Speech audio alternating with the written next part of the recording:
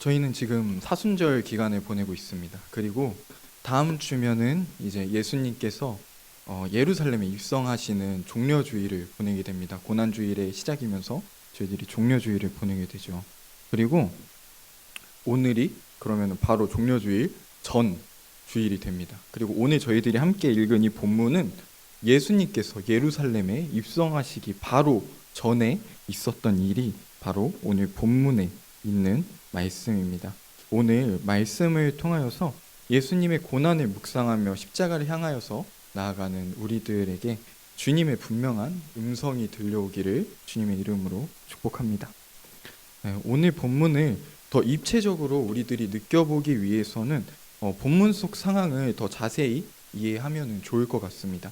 먼저 저희들이 오늘 읽은 12장 앞에 11장 앞에서는 어떤 일이 있었냐면 예수님께서 죽었던 나사로를 살리신 일이 있었습니다. 그리고 많은 유대인들이 바로 이 사건을 통해서 예수님을 믿게 되었습니다. 그리고 이 일을 알게 된 바리새인들과 대제사장들은 예수님께서 계속해서 많은 표적을 일으키시고 유대인들이 예수님을 그리스도로 고백하면서 믿으니까 이 일을 어떻게 해야 될까 고민을 하게 됩니다. 그리고 그들은 예수님을 죽이려고 모의합니다. 예수님을 죽이기로 결정을 한 것입니다. 그리고 예수님께서는 이것을 아시고 이제 사람들 앞에 드러내지 않으시고 피하시게 됩니다. 그리고 상황은 유대인들의 명절인 유월절이 가까워옵니다. 유월절은 하나님께서 애굽에서 이스라엘 백성들을 구원해 주신 지금도 유대인들이 지키고 있는 큰 명절입니다.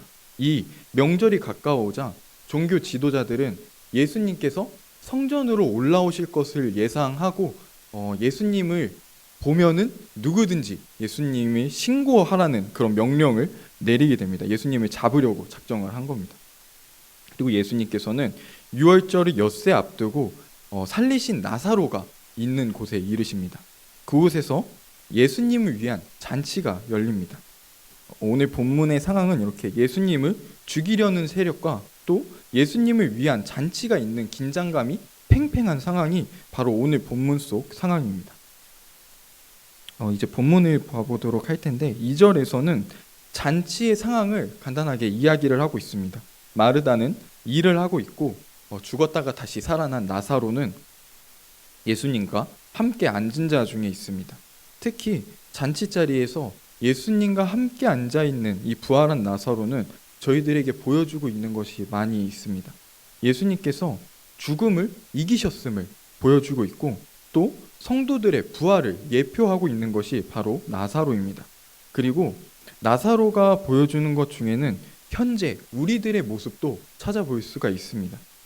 예수님을 통해서 다시 살아난 나사로가 예수님과 잔치자리에 함께 앉아있는 모습은 예수 그리스도로 구원을 얻은 성도들의 예배를 떠오르게 합니다. 나사로는 죽음을 경험하고 예수님으로 인해서 다시 살아남을 경험한 사람입니다.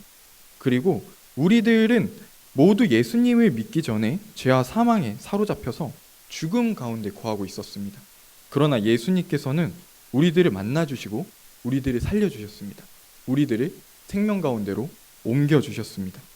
예수님을 믿는 우리들은 모두 오직 예수 그리스도로 인하여서 구원을 얻고 생명 가운데 있는 줄을 믿습니다. 그리고 지금 이 시간 죽음으로부터 구원을 얻은 주님께서 살려주신 우리들이 주님을 위한 예배 자리에, 주님을 위한 잔치 자리에 함께 있는 것입니다.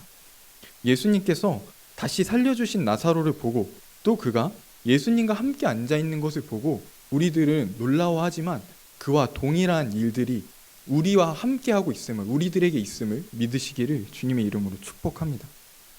3절에서는 마리아가 등장합니다. 마리아는 비싼 향유, 곧 순전한 나드 한 근을 가져다가 예수님의 발에 붓습니다. 마태복음과 마가복음에서 같은 장면을 기록하고 있는 본문에서는 마리아가 예수님의 머리에 기름을 부었다고 기록하고 있습니다.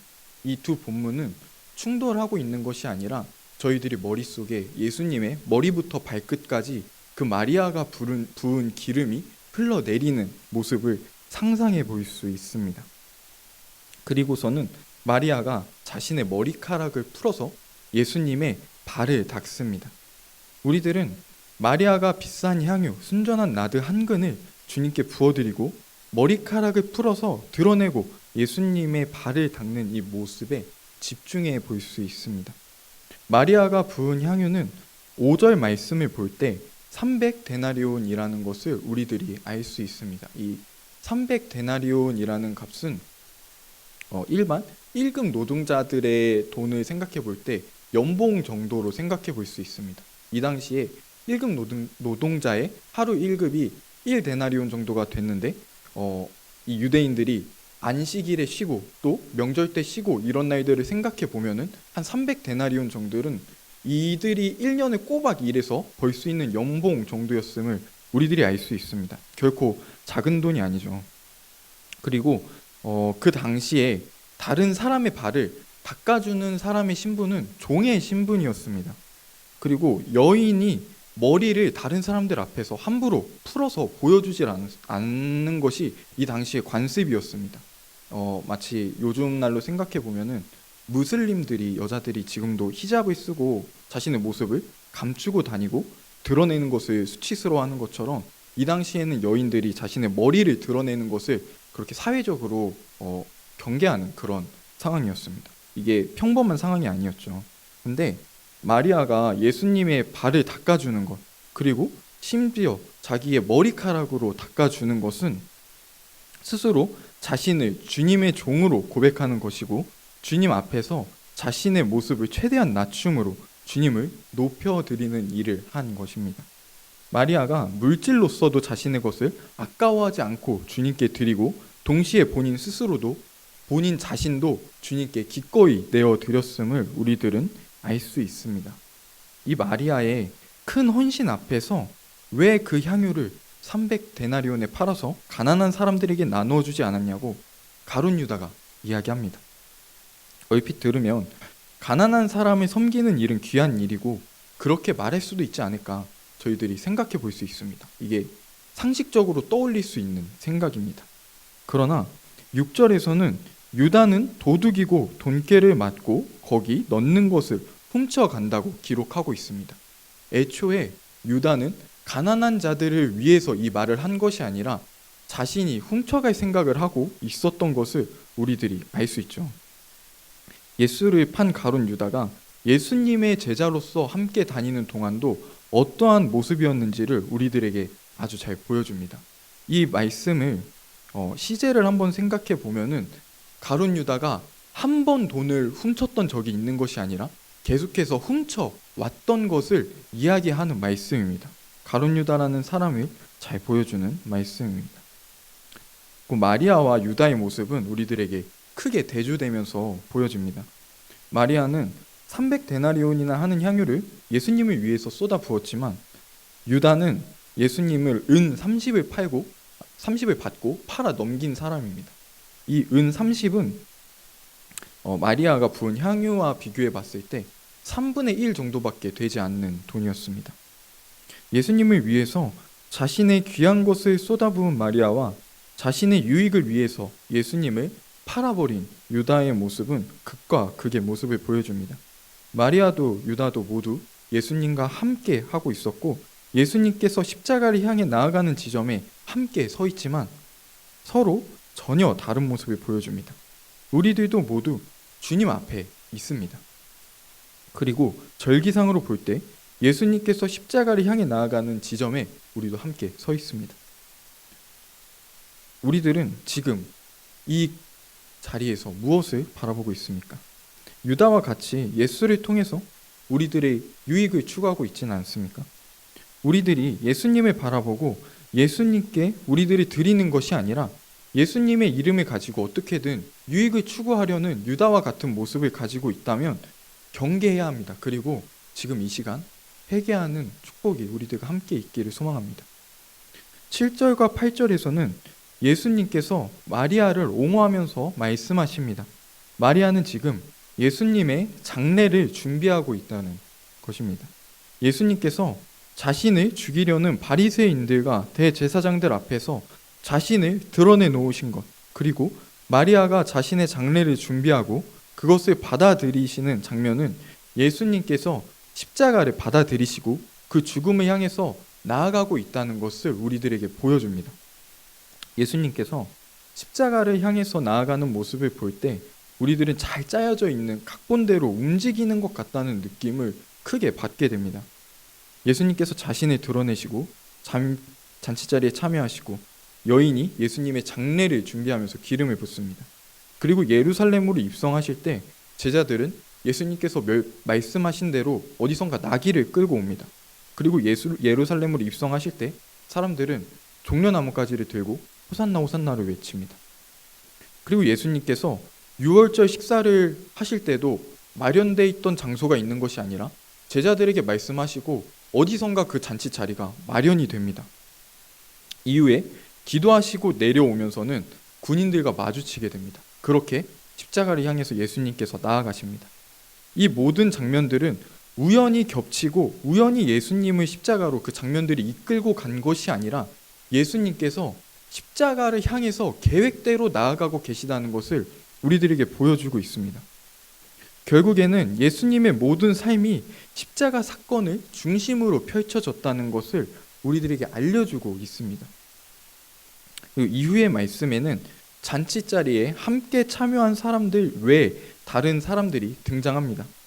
예수님과 나사로를 보기 위해서 몰려오는 사람들이 있었고 예수님과 또 나사로까지 죽이려고 하는 대제사장들이 등장합니다. 유대인들에게 예수님과 나사로의 존재감이 어떠했는지 잘 알 수 있는 대목입니다. 예수님과 나사로는 잔치자리에서 함께 있었을 뿐입니다. 그곳에서 무엇인가 다른 엄청난 일이 벌어진 것은 아니었지만 많은 유대인들이 예수님께서 기적과 이적을 나타내신 것을 이미 알고 있었고 나사로가 죽었다가 예수님께서 살리신 사람이라는 것을 알고 있었습니다. 그리고 나사로 때문에 많은 이들이 예수님을 믿게 됐습니다. 대제사장들은 이것을 문제로 여겼고 예수님뿐만 아니라 나사로까지도 죽일 계획을 세웁니다. 사실 이미 바리새인들과 대제사장들은 유대인들이 예수 그리스도를 믿는 것을 막기 위해서 예수님을 믿으면 출교시키기로 결정한 상황이었습니다.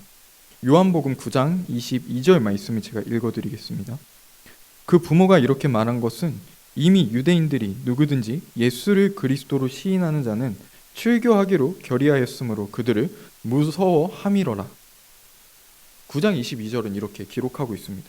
유대인들이 유대교에서 출교를 당한다는 것을 다 알고 있었습니다. 예수님을 믿으면 출교당하게 된다는 것을 다 알고 있는 상황이었습니다.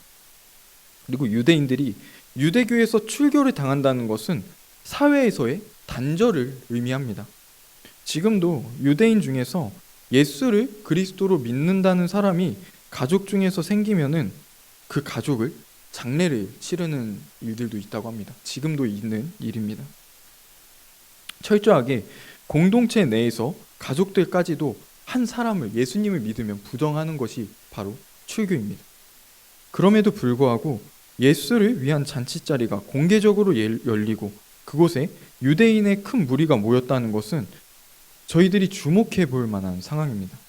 잔치를 열었던 사람도 그 안에 예수와 함께 있던 사람도 모두 예수님을 위해서 핍박과 박해를 기꺼이 감수하겠다는 용기가 있었다는 말이기 때문입니다. 예수를 따르는 자들에게 이 잔치는 핍박과 박해를 감수할 만큼 함께 하고 싶은 기쁨의 잔치였지만 바리새인들과 대제사장들에게는 염려할 만한 상황이었습니다. 바리새인들과 대제사장들, 이 사람들이 예수를 믿는 것을 막으려고 하는 이유는 11장 48절을 보면 알 수 있습니다. 제가 읽어드리도록 하겠습니다. 만일 그를 이대로 두면 모든 사람이 그를 믿을 것이요 그리고 로마인들이 와서 우리 땅과 민족을 빼앗아 가리라 하니. 로마는 황제 숭배 사상을 가지고 있었기 때문에 이스라엘 땅에 있는 다른 사람인 예수가 메시아라고 구원자라고 신이라고 이야기하며 유대인들이 많이 믿게 되면 당연히 로마에 대한 대항으로 여기고 억압할 수 있기에 이 종교 지도자들이 걱정하고 있습니다.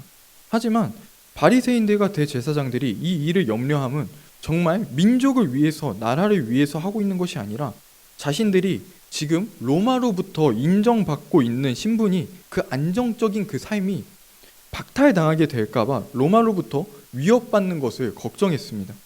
결국에는 이 땅에서의 자신들의 삶의 안위를 위해서 예수를 죽이기로 결정하고 예수를 많이 믿게 하는 나사로까지 죽이기로 결정한 것입니다. 우리들은 여기서 마리아를 꾸짖었던 유다와 또 예수와 나사로까지 죽이기로 모의했던 바리새인들과 대제사장들 사이에서 공통점을 발견할 수 있습니다. 그것은 바로 자신의 유익을 구했다는 것입니다. 바리새인들도 대제사장들도 유다도 모두 예수 그리스도의 기적과 이적을 봤습니다. 그리고 그것이 사실이라는 것 또한 알고 있었습니다. 그럼에도 불구하고 그들은 예수를 메시아로 구원자로 인정하고 온전히 따르지 않았습니다. 예수님이 누구신지, 예수님께서 말씀하시는 것들이 어떤 이야기인지, 혹은 예수님께서 일으키셨던 기적과 이적들이 무엇을 보여주고 있는지는 그들의 관심 밖의 일이었습니다. 유다는 예수님을 따라다니면서 자신의 유익을 구할 생각만 했고 결국에는 예수를 죽음 가운데로 팔아 넘깁니다. 바리새인들과 대제사장들은 예수의 존재가 자신들에게 유익이 되지 않는다고 판단하자 예수를 죽일 생각을 합니다. 이 둘 사이에 확연한 공통점이 있습니다. 저는 오늘 본문을 보면서 예수님을 위한 이 잔치자리 가운데에 여러 긴장이 팽팽하게 유지되고 있는 것을 느꼈습니다. 먼저 첫 번째는 예수를 믿는 자들은 다 출교시키겠다고 이야기하는 종교 지도자들과 그럼에도 불구하고 예수를 위한 잔치를 벌이고 그 자리에 함께하고 있는 사람들 사이에 있는 긴장입니다.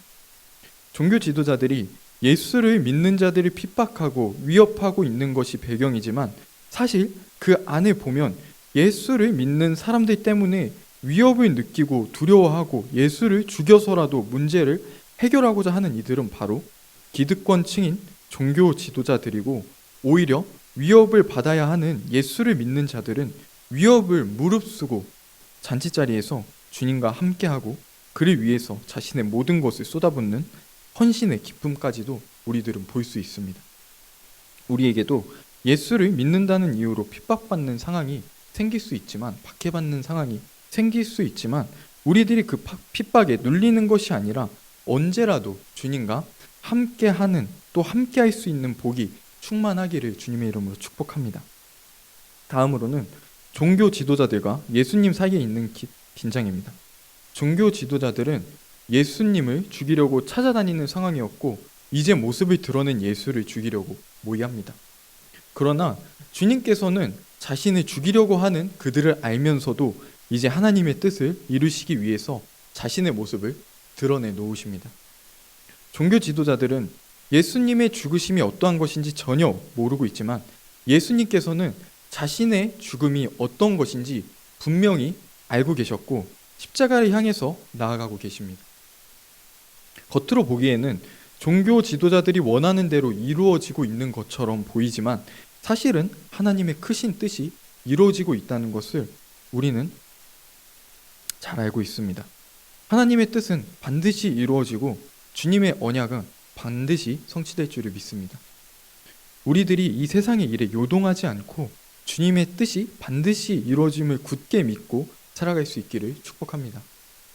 세 번째로는 마리아와 유다 사이에 있는 긴장입니다. 앞에서 살펴봤듯이 마리아는 자신의 모든 것을 예수님 앞에 드리는 헌신을 했습니다. 그리고 유다는 자신의 유익만을 구하는 모습을 보입니다. 자신의 유익만을 구하는 유다가 예수님께 헌신하고 있는 마리아를 꾸짖는 것은 우리들에게 참 아이러니하게 보입니다. 그러나 유다의 도둑질하는 모습과 마리아를 꾸짖는 장면을 통해서 마리아의 헌신은 더 대비돼서 주목받게 됩니다.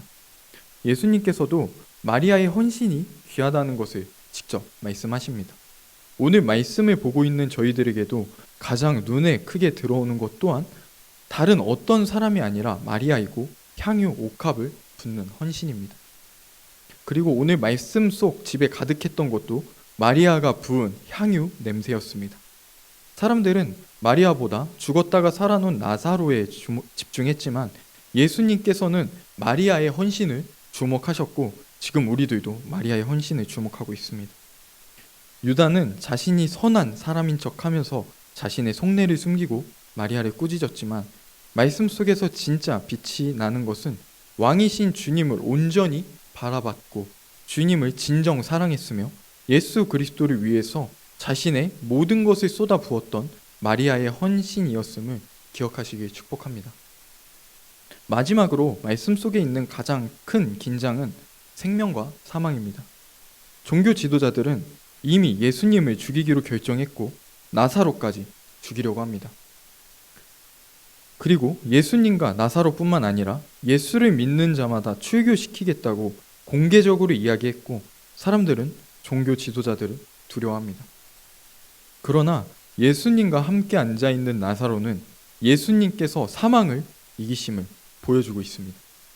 그리고 예수님도 이전에 이미 예수 그리스도를 믿는 자마다 영생을 얻을 것이라고 말씀하셨습니다. 생명을 주시는 주님과 죽이려는 자들이 함께하고 있는 팽팽한 긴장이 오늘 말씀 속에 있습니다. 이 상황 가운데 의아하게 생각되면서도 주목하게 되는 것은 잔치 자리에 있는 사람들입니다. 감히 공개적으로 예수님께로 나아가는 것이 힘든 상황이었지만 공개적인 잔치가 열리고 심지어는 사람들이 예수님 때문에 몰립니다. 어떻게 이런 일이 가능했을까요? 빛과 생명이신 예수님 단 한 분으로 가능했음을 믿습니다. 예수님과 함께하는 사람들에게 있는 세상의 위협은 여전했지만 또 예수님을 죽이려고 했던 위협은 여전했지만 세상의 위협은 예수님께서 비춰주시는 그 빛을 가리지 못하고 예수님의 생명을 결코 꺼트릴 수 없습니다. 그리고 예수님과 함께하는 이들도 세상의 위협에 흔들리지 않고 예수님과 함께 기쁨으로 잔치를 벌일 수 있었습니다. 사랑하는 성도 여러분, 빛이고 생명이신 예수님께서 우리들과 함께하고 계십니다.